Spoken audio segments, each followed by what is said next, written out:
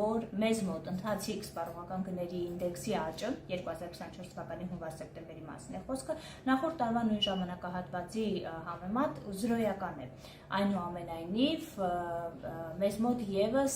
եթե գնաճի բացվածքն ուսումնասիրելու լինենք, ապա անկումային են սննդամթերքի եւ օրինակ ոչ պարենային մի քանի ապրանքախմբերի գները, բայց ծառայությունների մասով ունենք թանկացումներ։ Եվ նաեւ հաշվի առնելով հանգամանքը, որ մեր կենտրոնական բանկը եւս բավական հիմնական տոկոսադրույքների նվազեցման բավական զգուշավոր քաղաքականություն է իրականացնում, այդ թվում պայմանավորված նույն արտաքին անորոշությունների հանգամանքով, ապա կարելի է սպասել, որ առաջիկայում այդ զգուշավոր նվազեցման քաղաքականությունը կպահպանվի եւ ընդհանուր առմամբ բանաձևենք, որ մեզ մոտ եւս չնայած սպառողական գների ինդեքսը թիրախային մակարդակից ցածր մակարդակում է գտնվում, այնուամենայնիվ գնաճի հետ կապված անորոշությունները բավական մեծ են։